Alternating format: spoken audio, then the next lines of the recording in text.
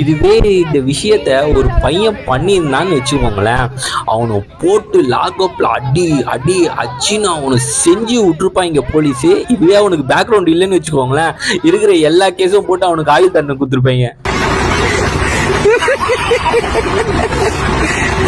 ஆனால் பாருங்களேன், நம்ம எல்லாருமே நினச்சிட்டு இருப்போம் இந்த பசங்க தான் வந்து நிறைய ட்ரக்ஸ் அடிக்ட்டு, பசங்க தான் ரொம்ப கெட்டு போயிருக்காங்க அப்படின்னு சொல்லி நம்ம நிறைய பேசியிருப்போம். ஆனால் இந்த பொண்ணுங்களை பார்க்கும் போதே ஐயோ என்னடா, ஆனால் ஆக்சுவலாக பார்த்தாவே தெரியுது இவங்க வந்து ட்ரக்ஸ் அடிச்சுட்டு தான் வந்து அவங்க இந்த மாதிரி சண்டை போட்டுருக்காங்க பேசிக்கிறாங்கன்ட்டு பார்த்தோன்னே பச்சையாக தெரியுது. எவ்வளோ அசிங்கமாலாம் பேசுகிறாங்க பாருங்களேன். அதில் பின்னாடி உட்காந்துக்கிற பொண்ணு எக்ஸ்ட்ரா ஒரு பொட்டலாம் அச்சுதுன்னு நினைக்கிறேன்.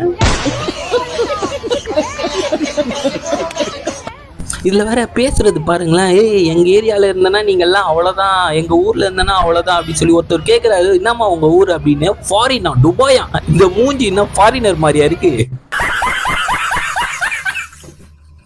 இல்லை வேற என் ஃப்ரெண்டு வேற, அந்த பொண்ணு நல்லா தான்டா இருக்குது, ஏன்டா திட்டுறீங்க, தப்பா தட்டி கேட்குதுடா, அதுக்கு ஏன்டா எல்லாம் அகெயின்ஸ்டா இருக்கீங்க. இது போலீஸை சொன்னதா தட்டி கேட்குறது. இவங்களை வந்து ஆக்ஷன் எடுத்தாங்களா என்ன ஏதுன்னு தெரியல. அதுக்கப்புறம் எந்த வீடியோவும் வரல. ஆக்சுவலாக இவங்க மேலே கண்டிப்பாக எடுக்கணும், ஆக்ஷன் எடுக்கணும். இவங்க மேலே எடுக்கிறதோட இவங்களுக்கு வந்து எப்படி ட்ரக்ஸ் வருது, யார் கொடுக்குறான்னு சொல்லி அவங்க மேலே ஆக்ஷன் எடுக்கணும். இந்த மாதிரி ஆக்ஷன் எடுத்தாதான் இதெல்லாம் தவிர்க்கலாம். இல்லைன்னா வந்து இது இப்படியே தான் போயிட்டு இருக்கோம் நம்ம தமிழ்நாட்டில்.